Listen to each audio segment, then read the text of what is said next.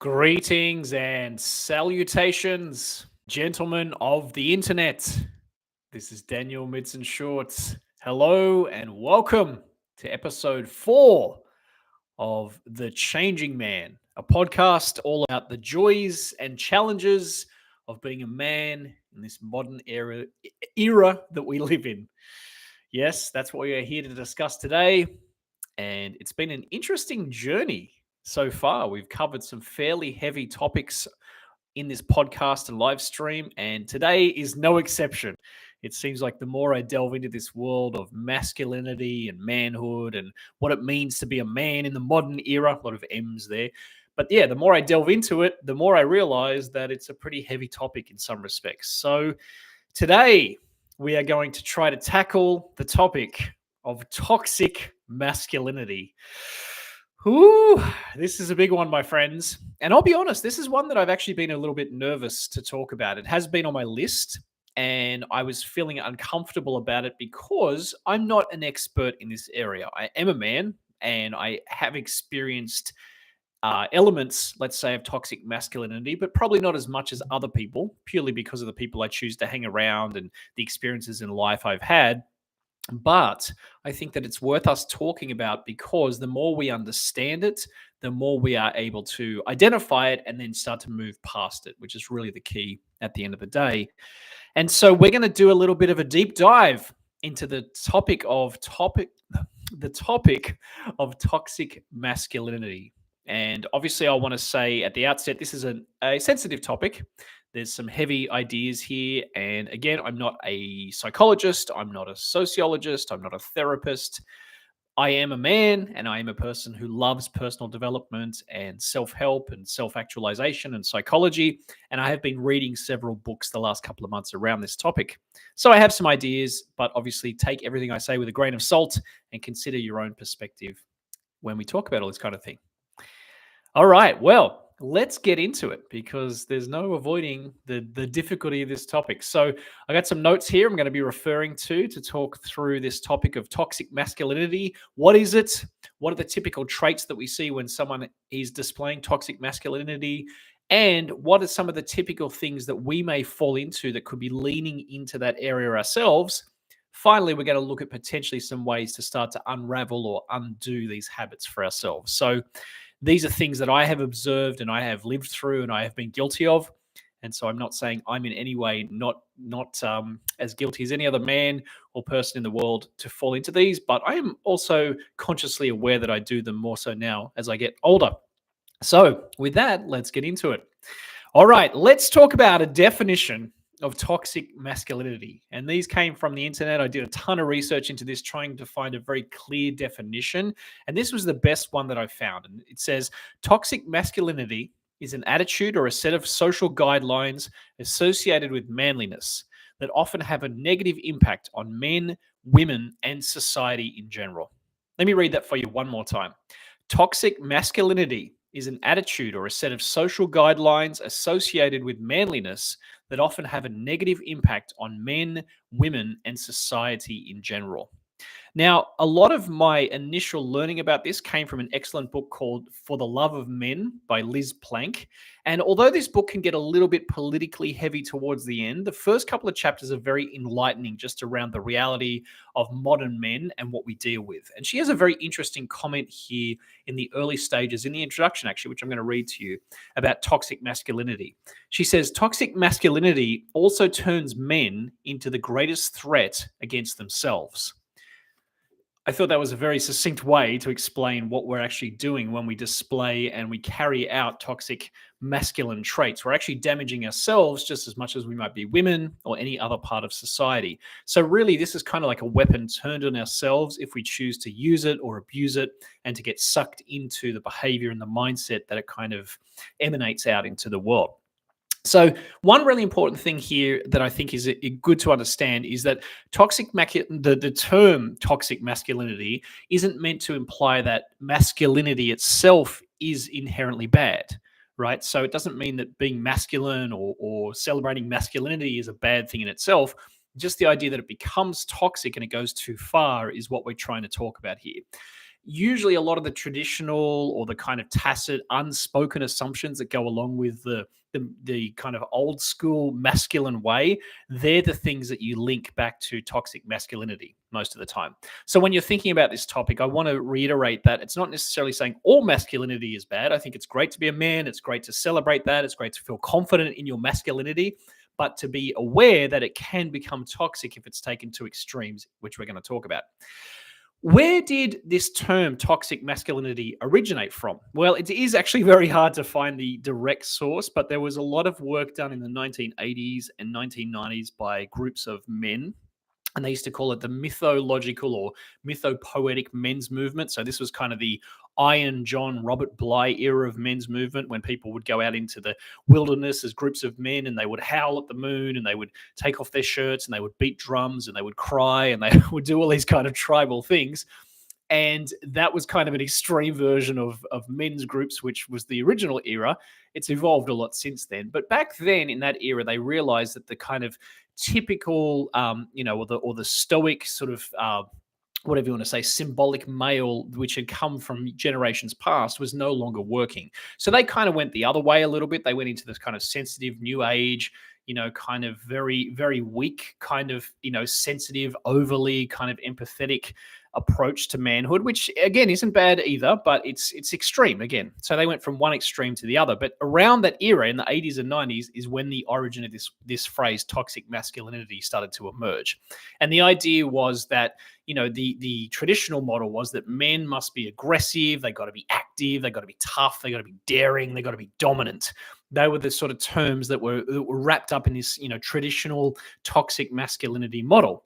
So that was the origin of it. And then during that sort of early men's era, men's group era in the 80s and 90s, that's when they started to rebel against that and go the other way. Since then, it's swung both ways, back and forth, and there's all different groups. And especially if you go online, there's a lot of rabbit holes that you can go down if you want to around this topic. But yeah, that's where it originated from. What I've noticed from all my reading is that typically toxic masculinity continues because there's a lack of discussion about it and there's a resistance to adapt to modern times that we live in.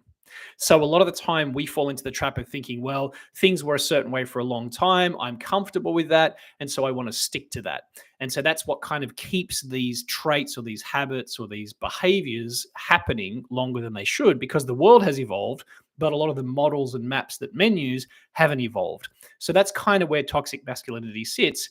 And again, I don't want to get into a preachy political kind of discussion around it, but you can kind of appreciate where I'm coming from if you take that frame, that it's an old school way of thinking about men and what we should be. And today's world has adapted and evolved, and we have to adapt and evolve with it if we want to be happy, we want to be fulfilled, and we want to be a meaningful, valuable person in the world. Hopefully that makes sense. All right, let's talk about 9 toxic masculinity traits. Now, there was a ton of information. Again, I want to credit this book. It has a lot of good information in it, For the Love of Men, but there's a ton of other books that you can check out, as well as online. There's a lot of great psychology and studies and things like that that have been done around this topic. But I'm going to talk you through 9 of the toxic masculinity traits that are typically recognized. And again, these are kind of heavy, some of them, so bear with me, but see if some of them resonate for you. You've seen them in other people. Maybe you've even seen some of them in yourself. I know I have. And see what you think. First one, the first of the toxic masculinity traits is stoicism. Now, I don't mean the practice or the philosophy of stoicism. I mean the tendency to think that showing emotion is weak or feminine. So the idea that men should be mentally and physically strong, and we shouldn't show any emotion. We should never break down. We should never be, inferior or weak in any way. That stoic sort of attitude, that's one of them that kind of, you've probably met men who are like that, or maybe men in your family, like the older men tend to have that kind of stoic sort of way of acting. That's what this is about. So it's a reluctance to show emotion, to show weakness, and to always act like everything's tough and you're strong. So stoicism is the first one. Number 2 is the need for control. So typically, toxic masculinity will encourage men to try and assert their power and their dominance, not just over women, but over other men as well. Try to be the alpha. You might have heard that term, or the sigma, or whatever.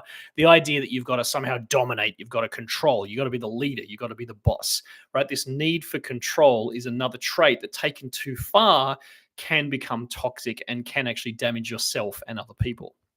Number three is promiscuity and sexual aggression. This is an interesting one because typically in the traditional kind of male archetype or model, men who are seen as promiscuous, very sexually active, have a lot of partners, or real ladies' man or whatever, they're seen as a bit of a hero. We hold them up on a pedestal and we say, "Wow, that guy's got a lot of ladies. That's really impressive." But at the same time, we don't want to see women doing the same thing. We don't want to see a woman dating or sleeping with a lot of men because that's seen as bad.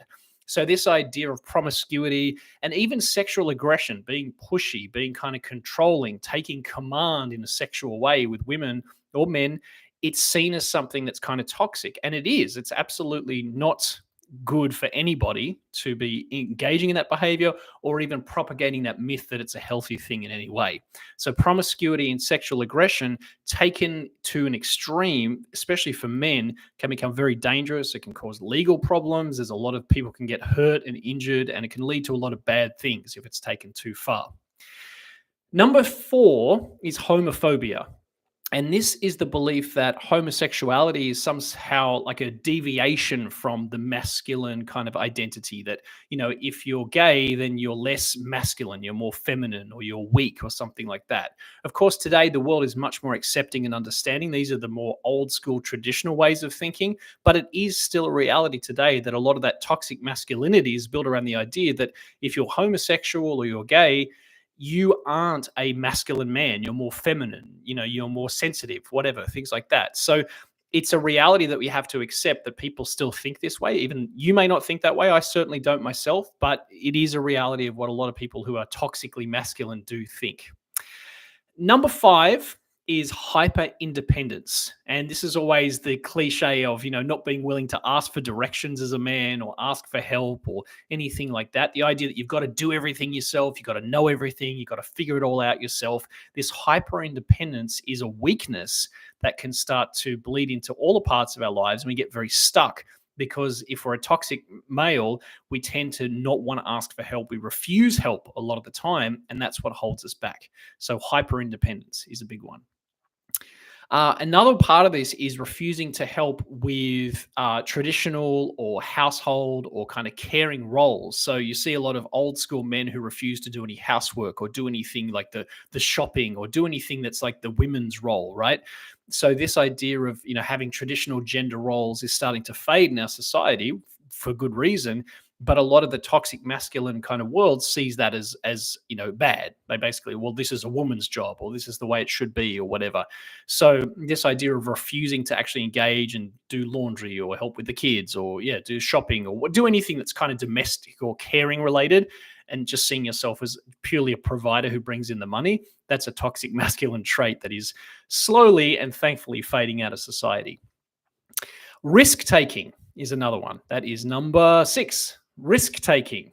So the idea of taking risks and suppressing your fears, that's really part of being a man. You got to put yourself in the face of danger. You got to be willing to get out there and risk your life sometimes, or risk yourself injury. And that's why you see men who love action movies and violence and things like that, because it denotes risk taking in a lot of ways. So it's a good thing in some ways if you're facing your fears and you're pushing yourself out of your comfort zone. But this idea that risk and trying to become a risk taker is somehow a healthy thing, and pushing yourself beyond the boundary, that's not healthy. And that's the toxic side of being a man, where you're basically putting yourself in dangerous situations thinking that you're cool or that you're a man or you're masculine or whatever by doing it because you're fearless. It's not the case at all. So risk taking is another area of toxic masculinity that we need to be aware of, that we don't fall into. Another one is sexual aggression towards women. So this one in particular is a very dangerous area, and I'm not an expert in this at all, but the idea that you are somehow entitled to sex or to affection or to love, and you push yourself onto women or even on other men. However you are thinking that is right, that is completely wrong. And I want to be very clear about this, that this idea of sexual aggression is a dangerous thing. It hurts people, and it's not healthy at all. And I'm not an expert in this area, but I know, especially in the old days, in the sort of vintage era, it was more common for that to be a normal thing for men. It is not to be accepted or normalized at all. And as the world has evolved, that is definitely an area where we see toxic masculinity needing to change. And then the last one is violence. So, kind of leading from the idea of risk taking, very often toxic masculinity will encourage men to use violence to solve problems, and you see this a lot in action movies. And I won't deny it. I love to watch an action movie here or there, like a Arnold Schwarzenegger movie or Bruce Willis or Jason Statham or whatever. And the bad guys get their just desserts and the good guy beats them up or shoots them or the cars explode or whatever. This idea of violence being a solution to things or kind of resolving things in a way, it is a toxic masculine trait. It's not real, it's not reality, even though we as men kind of resonate with it and use it as a form of entertainment. It's really not a great part of who we are in our psyche.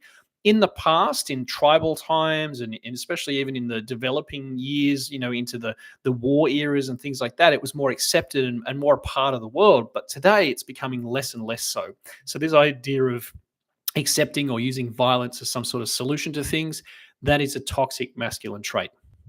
So there we go. I think that was 9. I don't know. I have a big list here, but hopefully reading through those will make you understand that there are some things that need to change. There are some things that are changing, but these are the realities of what we're up against. And some men still harbor and still believe in these kind of ideals or these ways of thinking as part of how they live. What I'm experiencing and noticing is that the world is getting better slowly, but these realities still do exist. And so some men will hold on to them more than others because they think that's the way it should be or the way it was or whatever, things like that. So if you notice those traits in yourself, I would say some of them you need to stop absolutely right now. And some of them you need to think about, why is this part of the way you think? What has caused you to think this way? Who has influenced you to think this way? And if you're stuck on any of those toxic masculine traits, maybe seek some help, whether it's online or from some support groups, men's groups or therapy or something like that, and talk through these beliefs and these behaviors so that you can start to overcome them. Okay, so that was a pretty heavy section, but I think it's important to be aware of the traits that make up what toxic masculinity is today so we can start to move past it.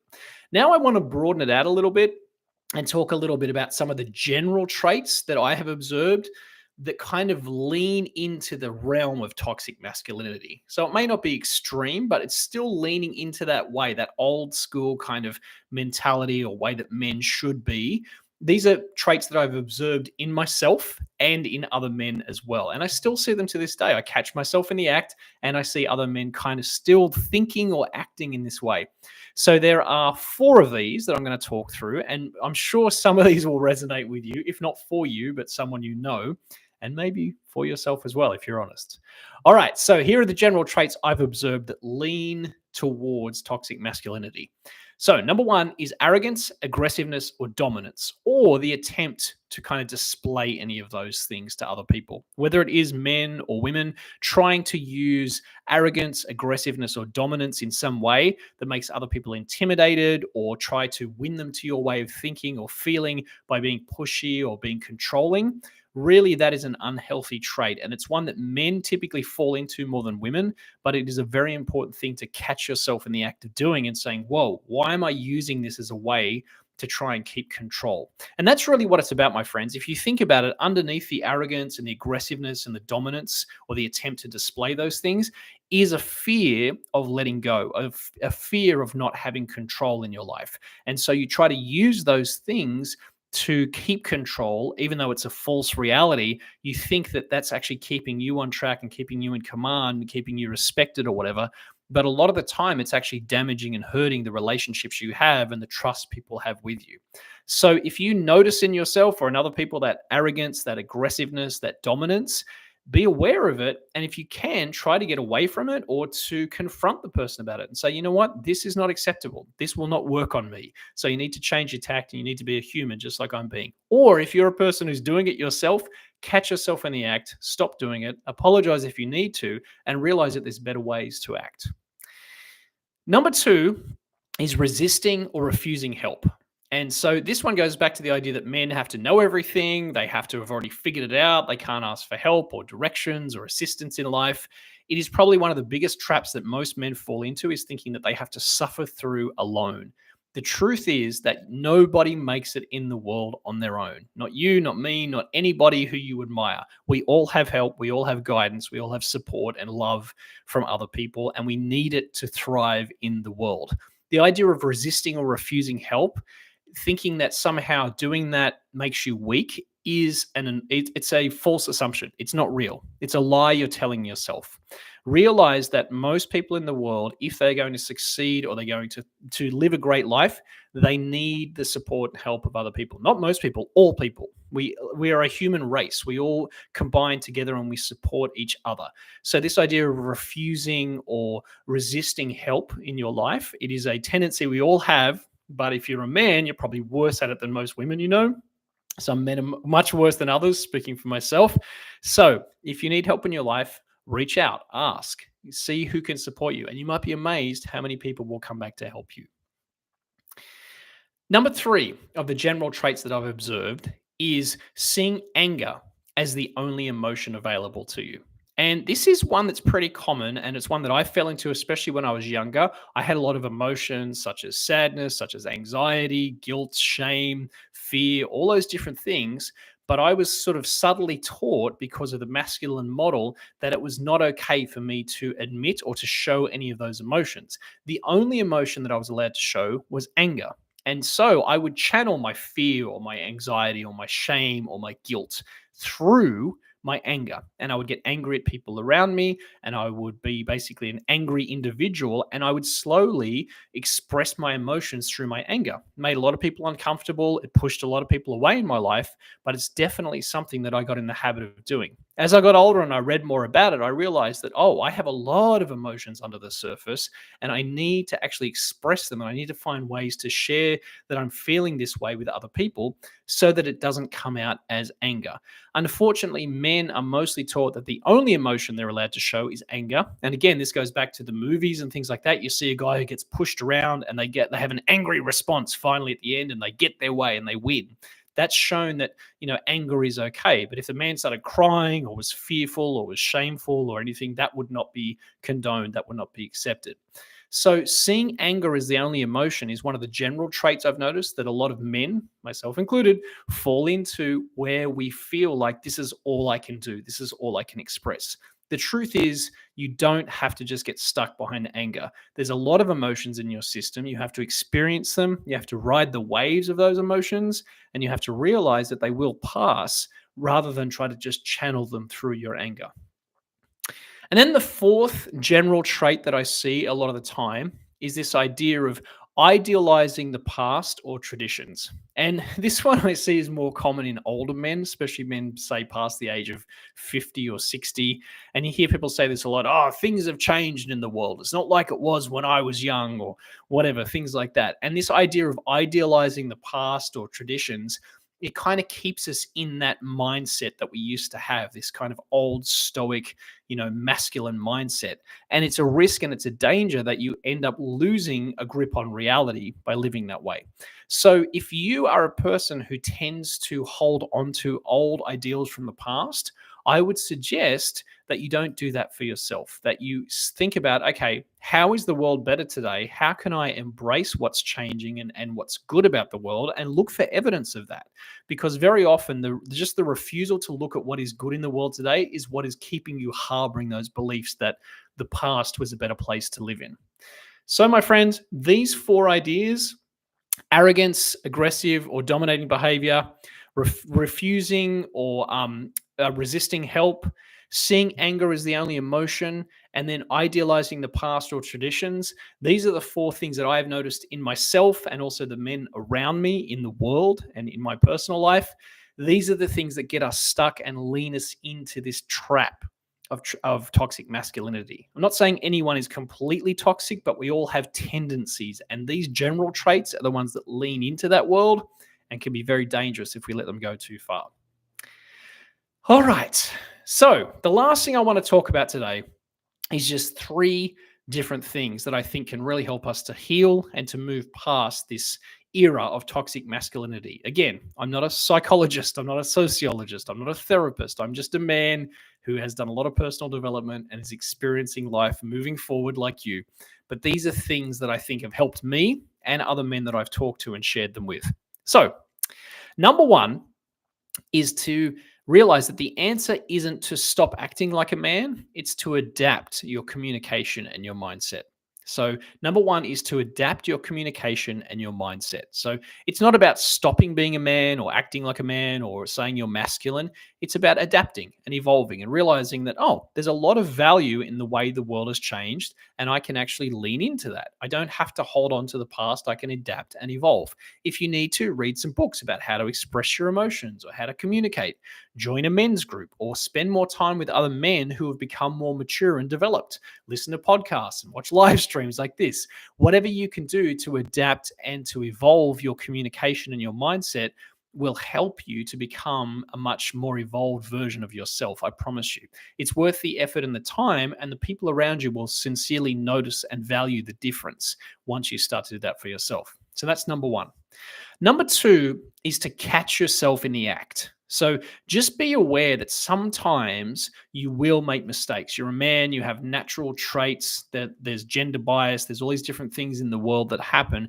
And so you will fall into little traps where you'll get angry, or you'll say something that's obstinate or arrogant, or you'll refuse help, or you'll think about traditional ways that things were and you'll hold on to that. Whatever they are, you'll make mistakes basically.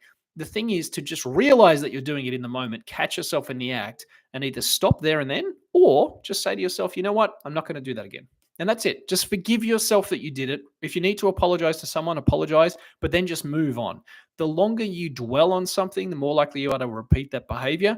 So just realize that you catch yourself in the act, you realize what you did wrong, and you move on. And then the last idea is just awareness. And there's a great quote by Stephen Covey, who wrote The 7 Habits of Highly Effective People. He said, awareness in itself is curative, which means that once you're aware of something, it starts to automatically change you. So if you're aware that you have some of these traits or these behaviors, just noticing them, being aware of what you're saying, what you're thinking, what you're feeling, that will start to change and evolve who you are.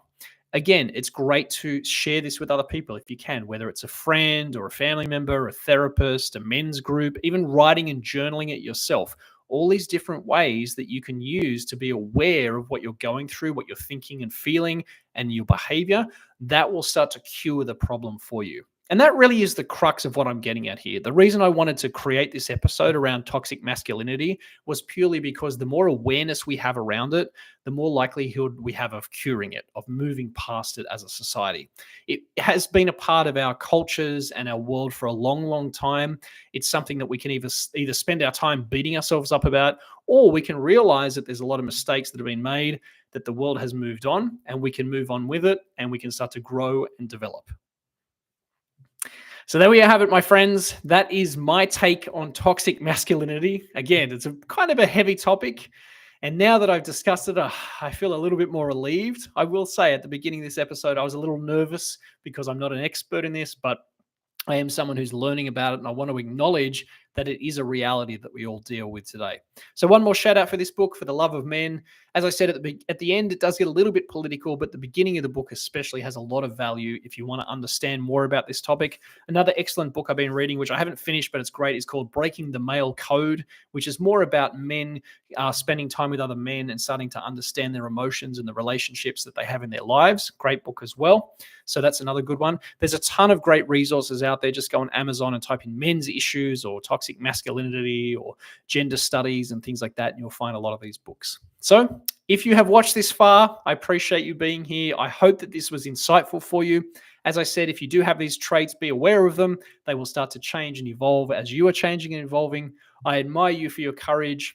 And my friend, I'll look forward to seeing you in a future episode. So for today, thank you for being here. Thanks for watching. And as always, thank you for improving yourself.